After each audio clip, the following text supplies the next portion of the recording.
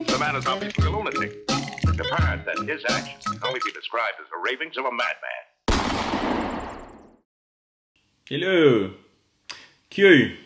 Q. I love Q. I love the idea of Q. I love what they're doing, what they stand for. I don't like the little riddly, secrety, cheeky little messages and all that crap. Kind of, I think they're just mucking around with that. But overall, fantastic. Until you get to the theology. Where we're headed is in Revelation. Fact. We're heading towards a one world monetary system. The economy's been crashed. And, here we are just galloping towards the New World Order. And a one world government, one world system. And then we just need a leader to basically unite us against God. So, if you've studied prophecy, you know that the Bible's been right 100 times already about massive events in history. If not, check out Mark Winger's videos on prophecy. He's got a really good one on the Book of Daniel. Chuck Missler's got some great stuff on prophecy too. Interestingly, his book was called Prophecy 2020. So, good work there, Chuck. Rest in peace. Now, that all being said, look, I love Q, but the theology, it's Christ consciousness stuff, it's alien stuff, it's time travel stuff. It is the New Age packaged in a way that you just cannot say no. Now, I struggle to say this, guys, but I'm sure the foot soldiers of Q are just good dudes that hate pedophiles. Fantastic. Love your work. Keep it going. Take them out. Go for it. We're a lot better off without them. But the instigators of Q, the people that are pulling the strings at the top, work for the light side of the New World Order. Now, there's a dark side and a light side. This is how Satan's kingdom works. I'll try to make it as simple as possible. Satanism and Luciferianism. Satanism is the dark side. There's left-hand path, right-hand path. They're very it's the same kingdom. It's just two sides of the same kingdom. They're not divided at all. They work together quite well. On the surface, it looks like they fight, but nope. So they ultimately serve the same master, and these forces that are controlling these groups do not care about humans at all. We are expendable. The people serving them are the most expendable, and we are the cattle. So, look, I hope that Q pop out of those tunnels with a bunch of kids. I pray for that, But they're talking about a one world leader. They're talking about like a utopia. They're talking about a new world order. Veiled. It's exactly the same as Zeitgeist. Guys, you remember Zeitgeist? That's what woke me up. Fantastic doco.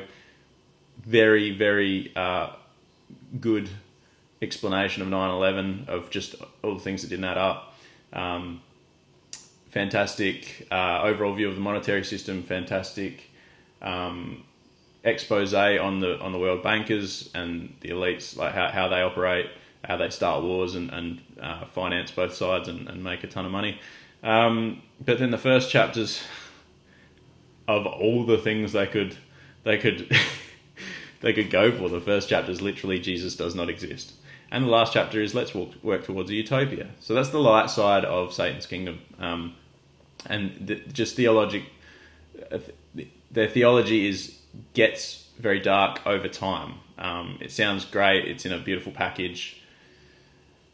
And then you end up getting dragged off a cliff. So it's the same with Q. I'm really sorry, but it is. Their theology is exactly the same.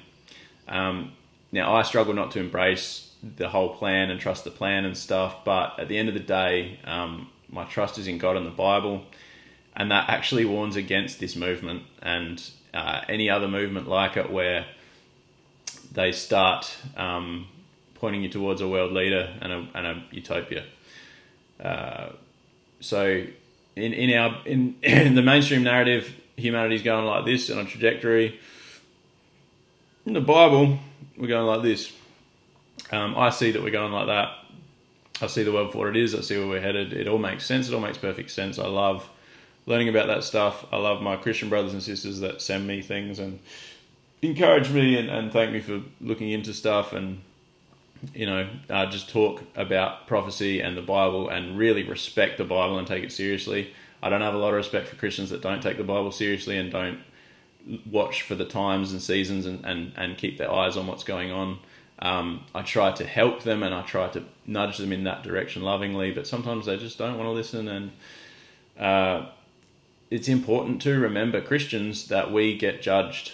We're not on a level playing field when we get to heaven. Jesus will reward us for our deeds and what we've done. We are going to be held accountable for anything we did wrong. And, you don't want to be arrogant and think I'm doing everything right. You want to constantly be questioning yourself and questioning everything you believe. Work out your salvation with fear and trembling, please, Christians. And yeah, Q people, look, I love you guys. I love what you're standing for. I get it. I get the enthusiasm, but at the end of the day, it's the same force that runs both sides. It's called Hegelian dialect, problem solution. It's a shame because, hey, I'd be front lines and, I'd even join in and jump in them tunnels. For sure. I'd love it, man. Like, let me at them, But yeah, all right, God bless, guys. I hope that helps put a lens on things. Just a biblical lens. You need to have a biblical lens in these last days. Once things kick off, it's one generation until the end. So once things really get rolling and we're getting close, like it's all getting lined up. If you understand, those are their fingers on the pulse, understanding how the world works that aren't Christian, just in the truth movement. I've noticed a lot of them saying, look, this is in the Bible, and you can see the cogs turning. I truly believe that a lot of people like that are going to be saved in these days. So yeah, make of that what you will, guys. I hope it helps someone. God bless. Bye.